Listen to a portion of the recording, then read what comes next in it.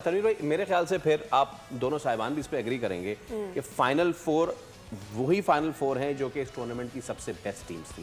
Do you agree to that? देखिए 50 over की cricket, अब यही जो इंग्लैंड की टीम है ना, कोई मसला नहीं है, जाने दो इन्हीं लड़कों को आप T20 क्रिकेट में जाने दो, क्योंकि T20 क्रिकेट में आपने स्ट्राइक रेट ऊपर रखना, तेज खेलना है, आउट की फिक्र नहीं करनी। लेकिन जब आप आउट होते 20 ओवर भी बहुत लगते हैं। बिल्कुल ठीक है। आप हर उस टीम को देख लो, आप साउथ अफ्रीका को देख लो, आप न्यूजीलैंड को देख लो, आप इंडिया को देख लो, आप ऑस्ट्रेलिया को देख लो, इन चारों टीम में कम से कम 2 प्लेयर ऐसे नजर आएंगे जो मैच लेके चलने कैरी करते हैं, जो विलियमसन, डेरिल मिचेल, ठीक है, स्मिथ, लबुशैन, विराट कोहली, ठीक है, उसके बाद के राहुल बीच में आता है, ठीक है, उसके बाद आप इसको देख लें, साउथ अफ्रीकन्स देख लें आप, ठीक है, वैन डर डूसन भी है, ठीक है, फिर उसके बाद ये जो क्लासन है बहुत खुला खेलता है, लेकिन ये भी थोड़ा सिचुएशन के हिसाब से खेलता है, ठीक है। तो ये जो इस किस्म के प्लेयर्स आपको देखिए, क्रिकेट का ना 50 ओवर की क्रिकेट का एक तरीकेकार है। आपके ओपनर्स आड़ा उड़ी वाले होने चाहिए, तीसरा, चौथा, पांचवा, ये जो 3 नंबर्स है ना, यहाँ पे बड़े सेंसिबल खेलने वाले होने चाहिए, ठीक है। ये जो 3 प्लेयर है ये इकोनॉमी लेके चलने वाले होने चाहिए, सिंगल डबल्स नहीं रोके, गैप्स में खेलें, ठीक है, स्पिनर्स ये प्रॉपर क्रिकेट खेले ना। देखिए ये मेन 3 प्लेयर आपके, यार मतलब नॉर्मल इतनी मुश्किल नहीं है, लेकिन आप मुश्किल बना देते हैं। सर्किल के बाद बैट्समैनों को सबसे ज्यादा तंग कौन करता है? स्पिनर, ठीक है। तो भाई सर्किल के बाद जब स्पिनर तंग करेगा तो वो सर्किल के बाद 3 प्लेयर बैटिंग में भी तो ऐसे हो ना जो उन स्पिनर को टैकल करें। 11 से 40 ओवर, ठीक है, 11 से 40 ओवर, वो टैकल करने वाले इंग्लैंड के पास नहीं है, तो आप कैसे टैकल करेंगे? बिल्कुल। अच्छा तनवीर भाई, उसके बाद 5 के बाद 6ठे 7वें 8वें वाला हम आज इस पे जरा आज तफसीलन बात करेंगे। ये जो हमारा मिडिल ऑर्डर है, क्योंकि सारा काम तो बाबर रिजवान ने नहीं करना। We have picked out some batsman, उस पे हम बात करेंगे।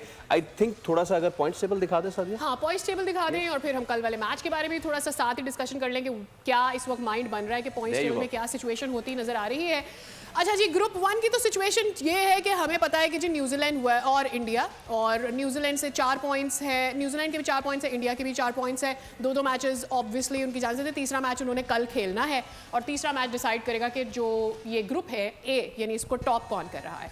ग्रुप बी की अगर हम बात कर लेते हैं तो ग्रुप बी में अहम matches south Africa, Australia, Afghanistan, England हो गई बाहर, और साथ ही साथ अफगानिस्तान भी हो गई बाहर। 3 मैचेस खेले साउथ अफ्रीका ने, पूरे मैच खेलने के बाद उनके हैं 5 पॉइंट्स और ऑस्ट्रेलिया के हैं 4 पॉइंट्स। साउथ अफ्रीका को एक जो रहा वो 2 विन्स के बाद वो ये सूरत हाल भी रही कि बारिश की वजह से उनका 1 पॉइंट यूँ समझ लीजिए कि उसकी नज़र हो गया, और इसी तरह से ऑस्ट्रेलिया 3 मैचेस खेले और 1 पॉइंट उनको एक बारिश की वजह से भी यहाँ पर कुछ उनको फ़ायदा हो गया। तो जनाब ये तो मतलब कि क्लियरली द टॉप 4 टीम्स जो हैं, जो बेस्ट टीम्स हैं, उन्होंने क्वालिफाई कर लिया है। मैं चाहूँगा कि ज़रा हमने बाकी टीम्स को बात कर ली है, कुछ चहमगोइयाँ चल रही हैं जनाबे वाला। फवाद भाई, पहले आपसे कोच के हवाले से क्या चहमगोइयाँ चल रही हैं, किसका नाम सामने आ रहा है?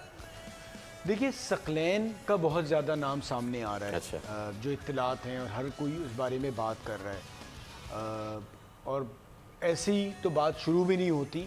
उसकी वजह यह है कि इनिशियली ये था कि शायद आकिब जावेद साहब कंटिन्यू करें न्यूजीलैंड के टूर तक, लेकिन फिर जो ये मामलात हो गए तो ऑब्वियसली बोर्ड पे भी प्रेशर पड़ा। तो अब सुनने में यही आ रहा है कि सकलैन शायद हेड कोच के तौर पे आ रहे हैं। पता जब तक अनाउंस नहीं होता, इस मुल्क में पता नहीं होता कि कुदरत का निज़ाम फिर चलने वाला है। Exactly। और साथ साथ मैं आपको इतना बता दूं, पाकिस्तान के हालात ये हो गए हैं माजरत के साथ कि आपके पास ऑप्शन लिमिटेड है, क्योंकि पाकिस्तान टीम के साथ कोई काम नहीं करना चाहता, जो बड़ी अच्छी बात नहीं है। हाँ, जो हमने ज्यादा जो गैरी कस्टन और जेसन गिलेस्पी के साथ कर बहुत चुके सारे हैं, लोग जो हैं जिन्हें पता है। देखिए 2-4 सूरत हाल है। एक तो कोई बहुत ज्यादा पैसा नहीं है आपके यहाँ कोचिंग में, ठीक है। आप